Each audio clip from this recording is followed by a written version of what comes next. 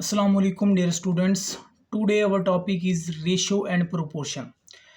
देखें, ratio basically comparison होता है between two quantities using division. मिसाल के तौर पे अगर हम रेशो निकालें गर्ल्स रेशो बॉयज़, तो in a class if there are 12 girls and 3 boys then it will be the ratio 1:4। Ratio को हम कॉलन की सैम्पल से रिप्रेजेंट करते हैं और ये बेसिकली डिवाइड करता है दो क्वांटिटीज़ को। Whereas proportion is an equation in which two ratios are stated to be equal। ठीक है, proportion ये एक रेशियो ये है, एक रेशियो ये है, इन दो रेशियोज को प्रोपोर्शनली इक्वल करता है, यानी कि इन दो रेशियोज को स्टेटेड टू बी इक्वल। अब it's mean 4:1 is proportionally equal to 2:3। Proportion two types की होती हैं, डायरेक्ट प्रोपोर्शन और इनवर्स प्रोपोर्शन। डायरेक्ट प्रोपोर्शन वो होती है जिसमें one quantity increase other will also increase, one increase other will also increase, if one decrease other will also decrease. Whereas inverse proportion वो होता है जिसमें one quantity increase other will decrease, one increase other decrease, one decrease other increase. So एक example ले लेते हैं। If 12 oranges cost 170 rupees then 15 oranges will cost how much. देखें, अगर 12 ऑरेंजेस हैं 170 रुपीज़ के, तो 15 ऑरेंजेस ओबियसली ज़्यादा ही के आएंगे। सो ये भी इंक्रीज़ हो रहा है, ये भी इंक्रीज़ हो रहा है। तो इसको सॉल्व करने का बेहतरीन मेथड ये है कि जहाँ से एरो हेड, आपने एरो हेड लगा लेनी है। एरो हेड जहाँ से स्टार्ट हो वो ऊपर लिख दो और जहाँ एंड हो वो नीचे लिख दो। सो 170 बाई एक्स और 12/15। सो इसे हम सॉल्व कर लेते हैं क्रॉस मल्टीप्लिकेशन से। So 12x is equal to 115 multiply by 170। So divide करेंगे, so it is our answer. And if we take one example of inverse proportion, if 7 men's cover a work in 12 days, then 10 men will cover in how much time। 7 से ज़रा बात है, जब 7 आदमी काम 12 दिनों में करेंगे तो आदमी बढ़ जाएंगे, वर्कर बढ़ जाएंगे, तो दिन तो कम हो जाएंगे ना। तो ये है इनवर्स प्रोपोर्शन का, मैन इंक्रीज हो रहे हैं मगर डेज डिक्रीज होंगे। सो एक्स यहाँ से x ऊपर ले लिया हमने, x/12 और 7/10। So by cross multiplication we have to solve 10x is equal to 12/7।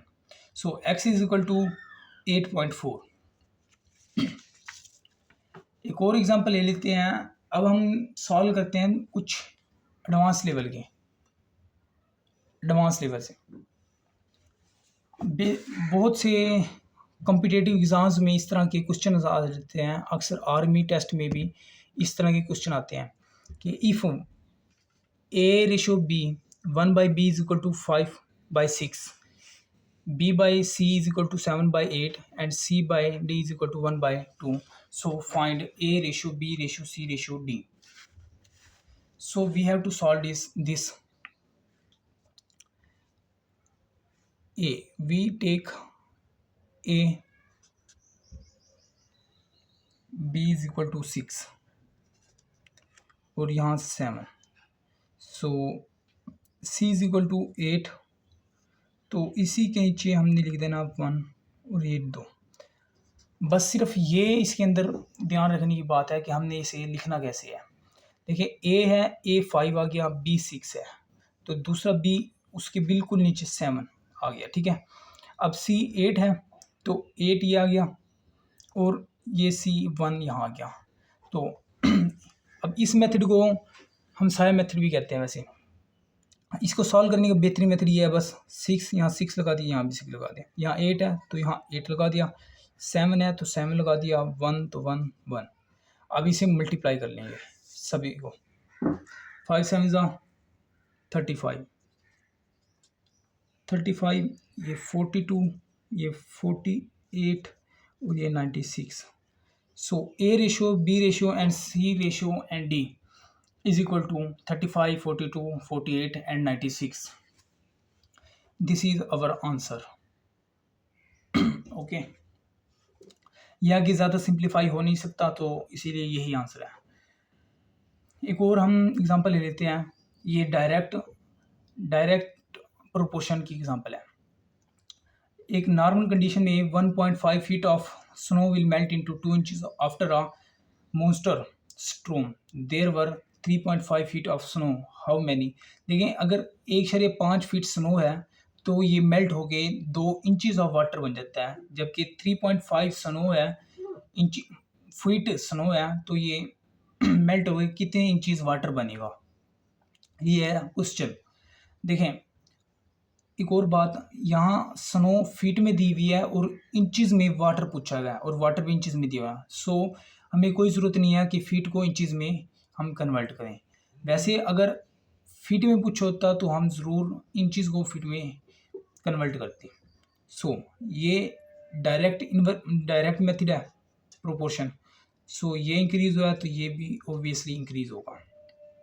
So 1.5 by 3.5 is equal to 2 by x. So cross multiplication 1.5x is equal to ये 3.5 by 2 ये हो जाएगा 7, x is equal to 1.5 by 7.1.5, so it will our answer 4.6 inches. So it is our answer. देखिए, अगर 1.5 feet snow है तो water 2 inches होगा, जबकि 3.5 फीट स्नो होगी तो वाटर होगा 4.6 इंचेस। अब कुछ एडवांस लेवल का क्वेश्चन कर लेते हैं रेशियो प्रोपोर्शन के मुतालिक। अब ये सवाल CSS 2017 में आया था।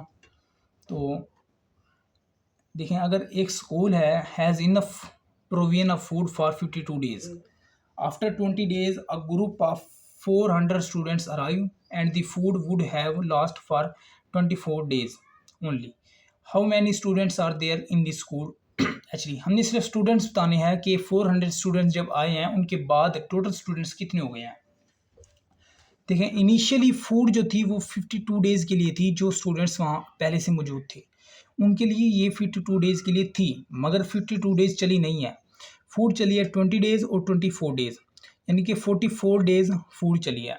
देखें, पहले 20 दिन गुजर गए हैं, 20 दिन के बाद 32 डेज़ के लिए यानी कि खुराक बची थी पहले स्टूडेंट्स के लिए, क्योंकि 20 दिन गुजर गए हैं, बाकी 32 डेज़, यानी कि अब हम जो इनिशियल स्टूडेंट्स थे उन्हें हम ले लेते हैं n।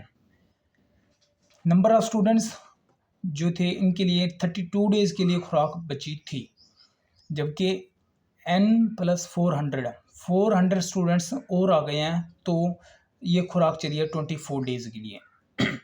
अब ये है इनवेरिएंट मेथड का, इनवेरिएंट प्रोपोर्शन का, वन क्वांटिटी इंक्रीज तो अदर डिक्रीज।